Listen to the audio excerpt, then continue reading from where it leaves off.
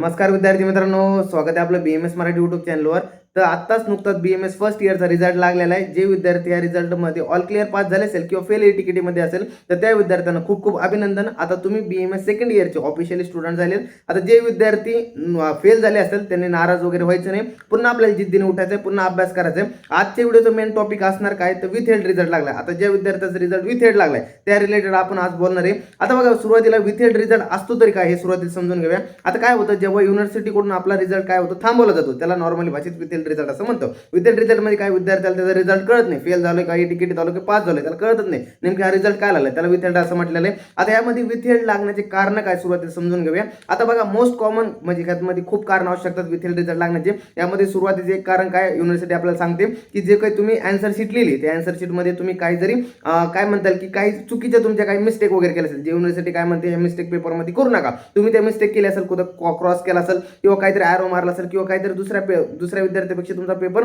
वेगळा शो करतोय, तर ही म्हणजे विद्यार्थ्याची मिस्टेक असते, तर ह्याने सुद्धा जो काही रिझल्ट आहे तो विथ हेड पडतो। किंवा दुसरी कॉमन जे काय, कॉमन मध्ये सांगतो ही रेअर असते थोडी, पण दुसरी जी कॉमन आहे, कॉमन म्हणजे काय, त्यामध्ये तुमचा रिझल्ट का विथ हेड पडतो तर ते असते तुमचं डॉक्युमेंटमुळे। काही विद्यार्थ्यांचे जे काही कॉलेजमध्ये डॉक्युमेंट दिले असतात युनिव्हर्सिटीला पूर्ण डॉक्युमेंट नसते मिळालेले। काही विद्यार्थ्याचं आणखी एक कारण असतं, काही विद्यार्थी दुसऱ्या कॉलेजमध्ये ऍडमिशन म्हणजे नर्सिंगला म्हणा किंवा फिजिओथेरपीला म्हणा किंवा BSc BCom वगैरे ऍडमिशन असतं आणि त्यांचं इकडे BMS ला सुद्धा ऍडमिशन असतं, त्या विद्यार्थ्यात सुद्धा रिझल्ट काय पडतो विथ हेड पडतो। म्हणजे युनिव्हर्सिटी फक्त आपल्या ग्राह्य एक ऍडमिशन देते, तुमचे दोन ऍडमिशन एका TC वरती हे नसतो, ते ग्राह्य नसतो, त्यामुळे तुमचा सुद्धा रिझल्ट कधी कधी डॉक्युमेंट व्हेरिफिकेशन किंवा 2 ऍडमिशन मुळे सुद्धा तुमचा रिझल्ट विथ हेड लागतो। त्यामुळे तुमचं जे काही हे असेल म्हणजे विथ हेडचं कारण काय तर हे मुख्य आपल्याला माहिती नसतं काय, तर विद्यार्थ्यांना कळणार कसं विथ हेडचं कारण काय, त्यासाठी तुमच्या कॉलेजमध्ये जो काही क्लार्क मेंबर असेल, जे काही तुमचं जिथं तुमचा फॉर्म वगैरे अपलोड करतात क्लार्क मेंबर असेल, तर त्यामध्ये तुम्ही स्टाफ मेंबरला कॉलेजच्या तिथे जाऊन विचारू शकतात हा रिझल्ट का विथ हेड लागलाय, तर ते युनिव्हर्सिटीकडे जातात आणि नंतर मग ते युनिव्हर्सिटीकडून तुम्हाला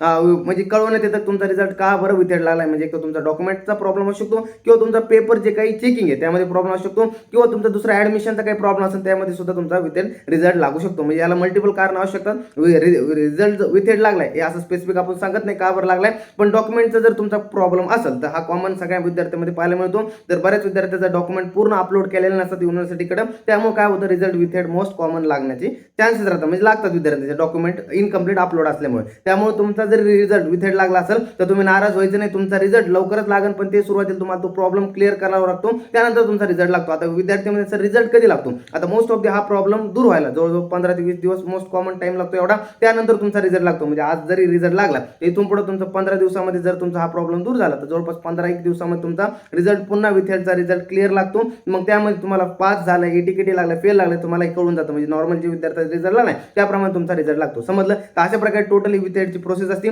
त्यामुळे तुमचं विथ हेडचं काय कारण आहे तुम्ही कॉलेजमध्ये जाऊन विचारू शकता। त्यामुळे तुम्हाला तुमच्या कॉलेजमध्ये तुमचं विथ हेड लागण्याचं मागचं कारण तुम्हाला कॉलेजवाले सांगतील वगैरे, समजा काय प्रॉब्लेम असेल ते काय नाही ते तुम्हाला कॉलेजमध्ये कळून जाईल, समजलं। तर अशा प्रकारे टोटली विथ हेडचं होतं। आणखी कोणाला काही डाऊट असेल तर कमेंट सेक्शनमध्ये नक्की विचारा, त्यावरती व्हिडिओ बनवूया आपण। आणि पुन्हा एकदा जे विद्यार्थी पास झाले त्यांचे खूप खूप अभिनंदन। आता जे विद्यार्थी नापास झाले असेल, फेल झाले असेल, त्यांनी नाराज व्हायचं नाही, खच्ची करून जायचं नाही स्वतःच्या मनाला, कारण की तुम्ही सुद्धा अभ्यास केला, तुम्ही सुद्धा हे मेहनतीसाठी खूप जिद्दीने अभ्यास केला, दिवस रात्र एक केले, 1-2 मार्क तुमचा विषय गेला असेल तर स्वतःला त्रास करून घेऊ नका, कारण की तुमचे विषय निघून जातील। Single seat of paper your can't decide your future हे सांगू ठेवतो तुम्हाला, कारण की भविष्य तुमच्यासाठी खूप काही लिहिलेलं असेल फ्युचरमध्ये आणि तुम्ही सुरुवातीला आता नाराज होऊन जायचं नाही, कारण की तुमच्या भविष्यामध्ये तुमचं काय लिहिलंय हे देवालाच माहिती आहे फक्त। त्यामुळे तुम्ही नाराज वगैरे व्हायचं नाही, कारण की एका रिझल्ट फेल आल्यामुळे तुम्ही काय करून त्या आयुष्यामधून उद्ध्वस्त वगैरे झालेले, खूप सारं आयुष्य पडले। BMS खूप मोठं क्षेत्र आहे, त्यामुळे तुम्हाला पुढे जाऊन खूप मोठे तुम्ही डॉक्टर होणार आहे, यामध्ये पुढे जाऊन तुम्ही खूप मोठे काही पण यामध्ये करू शकता, त्यामुळे आपलं खूप मोठं यामध्ये फ्युचर आहे। त्यामुळे तुम्हाला ताण वगैरे घ्यायचं नाही, टेन्शन वगैरे घ्यायचं नाही। रिझल्ट जरी फेल लागला असेल तर आपण यामधून पुन्हा आपल्या जिद्दीने उठायचे आणि पुन्हा ऑल क्लिअर होऊन पास करून दाखवायचं। जे लोक आपल्यावर हसत असतील त्यांना ऑल क्लिअर होऊन आपल्याला पास दाखवायचं, समजलं। त्यामुळे कोणी नाराज व्हायचे नाही। कोणाला काही वाटत असेल तर माझा पर्सनली सगळ्यांना व्हॉट्सअप नंबर आहे, त्यामुळे तुम्हाला मेसेज करू शकता, विचारू शकता, काही डाऊट वगैरे असेल तर पर्सनली मी सगळ्यांना गाईड वगैरे करेन। तर अशा प्रकारे टोटल हा व्हिडिओ होता। तर भेटूया पुढच्या व्हिडिओमध्ये पुढचा टॉपिक घेऊन, तोपर्यंत सगळ्यांचं मनापासून खूप खूप धन्यवाद।